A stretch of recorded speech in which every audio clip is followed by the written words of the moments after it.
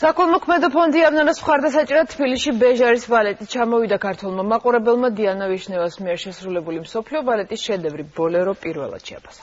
წარმოდგენას ესწრებოდა მსოფლიო ბალეტის ვარსკვლავი მაია პლისეცკაიას, რომელმაც ეს ცეკვა თავად გასული საუკუნის 70-იან წლებში შეასრულა. როგორ ჩაიარა საღამომ და როგორ იყო მაყურებლის ემოციები, ვნახოთ დავით აბრამიშვილის სიუჟეტში.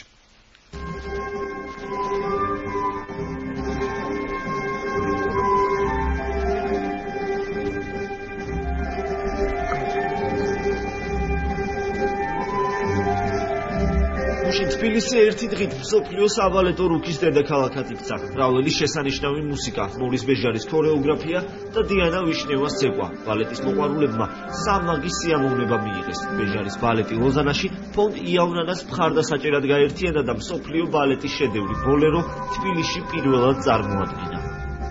Ღევანდელმა დღემ ყველაფერს გადააჭარბა, იმიტომ რომ ესეთი აღწევანება არც მეგონა თვასე გავგიჟდებოდი. ხმაც კი დავკარგი. ჩემთვის ეს აუხსნელი ოცნება იყო. ძალიან ბევრი ვიდეო მასალა მაქვს ნახე ბეჟარის ქორეოგრაფიის, მაგრამ ცოცხლად მაინც რა თქმა უნდა სხვა.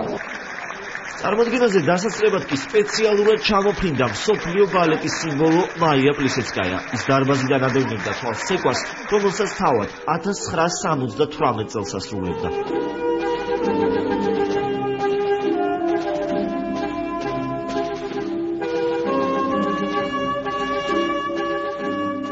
Сегодня был чудный концерт. დღეს არაჩვეულებრივი კონცერტი იყო, როდესაც თბილისში საღამოზე დასასწრები მოწვევა მივიღე, წამითაც არ დავფიქრებულ ვარ. ეს ხომ ჭაბუკიანი სამშობლოა. სცენაზე დიანა უნდა გამოსულიყო ბეჟარის შესანიშნავ დასთან ერთად. დასის მოცეკვავეებმა კიდევ ერთხელ დაამტკიცეს, რომ საუკეთესოები არიან. ბრავო ჟილ რომანს, რომელსაც ასე უჭირავს ხარისხი. იცით, ძალიან ძნელია ბეჟარის გარდაცვალების შემდეგ შეინარჩუნო ის მაღალი ხარისხი, რომელიც ამ დასს მაესტროს სიცოცხლეში გააჩნდა. თუმცა ალბათ ბეჟარის გენიალობა იმაში მდგომარეობს, რომ მან და ვისთვის უნდა დაეტოვებინა საკუთარი მემკვიდრეობა, ასე რომ მე ბედნიერი ვარ ამ კონცერტზე დასწრებით. საქართველოში პირველად ვარ შესანიშნავი პუბლიკა იყო, ტემპერამენტიანი, ისეთი როგორიც ამ წარმოდგენას შეეფერებოდა. კარგია, როცა ხელოვნებას სიკეთის მოტანა შეუძლია. ხელმოქმედება კი დღეს ყველგან და ყველა გამოხატულებით დასაფასებელია. უბრალოდ მადლობა ფონდ იავნანას, რომ საშუალება მოგცა ამ დიდ საქმეში ჩვენი წვლილი შეგვეტანა. ის რაც დღეს მაყურებელმა იხილა, ეს იყო მორის ბეჟარის ბოლეროს ორიგინალური ვერსია. სცენაზე იყო ნამდვილი დიდი ხელოვნება. ეს არის ყველაზე მთავარი, რომ ხელმოქმედება კეთდება არა მარტო სურვილით რომ ის ჩავატაროთ, არამედ სურვილით რომ თან დიდი ხელოვნებას ვეზიაროთ. მრავალი ყველაზე ცნობილი ნაწარმოები ბოლერო თავიდანვე ჩაფიქრებული იყო, როგორც მუსიკა საბალეტო წარმოდგენისთვის. თუმცა მეორე მსოფლიო ომის შემდეგ ის ძირითადად სიმფონიურ ნაწარმოებად სრულდებოდა. ქორეოგრაფებს მიაჩნდათ, რომ ძნელი იყო საბალეტო წარმოდგენისთვის ერთნაირი მოძრაობებით დაუსრულებელი მონოტონური რიტმით შეგექმნა მაყურებლისთვის დაძაბულობის ატმოსფერო. მაგრამ 1961 წელს ბეჟარმა ქორეოგრაფიისა და ჟესტის ენით მრგვალ მაგიდაზე დაუდგა ცეკვა ბალერინას, რომლის გარშემოც მამაკაცები ცეკვავდნენ. დადგმამ კიდევ უფრო სკანდალური სახელი გაითქვა მაშინ, როცა მაესტრომ ქალი კაცით ჩაანაცვლა. ასე გამოჩნდა ბოლეროს მთავარ პარტიაში გენიალური მოცეკვავე ხორხე დონი.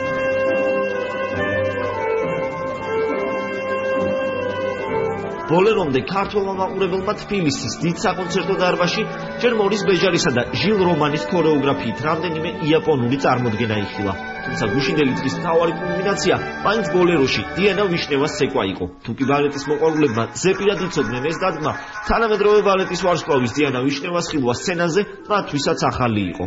დიანას შესრულებით ნამდვილად არ მაქვს ნახი, მე მაქვს ხორხე დონის შესრულებით ნახი, როდესაც ბეჟარმა დაუდგა, ასევე მაია პლისეცკაიას შესრულებით ნახი მაქვს და აი პირველად შევხედავ ახლა როგორ შეასრულებს ამას დიანა. სტამბო ახსიებისკენ, ალბათ სწორედ ეს გამოარჩევს დიანა ვიშნევას შემოქმედებას სხვა თანამედროვე რუსი ბალერინებისგან. ეს ევროპასა და ამერიკაში ძნელია იპოვნოს სცენა, სადაც დიანა ვიშნევას არ უცეკვია. შესაბამისად არ დარჩენილა ქორეოგრაფი, რომელთანაც დიანას არ უთანამშრომლია. ის არ კმაყოფილდება კლასიკური ბალეტით და არა მარტო ბეჟარისეულ ქორეოგრაფიაში ღებულობს მონაწილეობას, არამედ ისეთ ულტრათანამედროვე აზროვნების ქორეოგრაფთან თანამშრომლობს, როგორიც ჟან კრისტოფ მაიუა.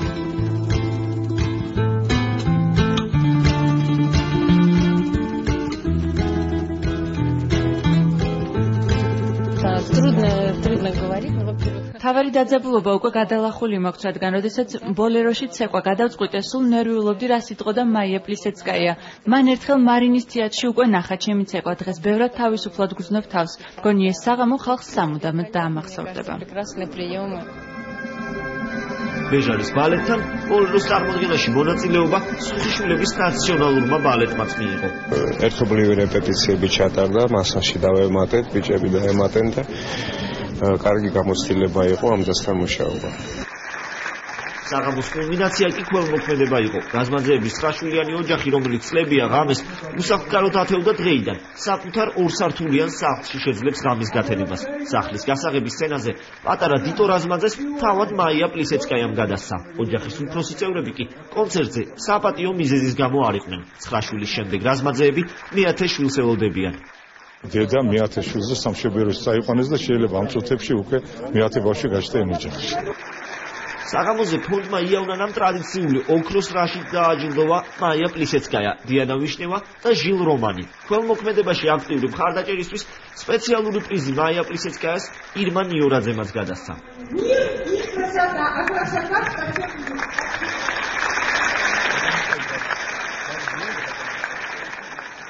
საღამოს დასასრულს კი პაატა ბურწულაძემ იავნანას ქველმოქმედებაში ჩართული უკვე მომდევნო ხელოვანის ვინაობა და კონცერტის თარიღი გაამხილა.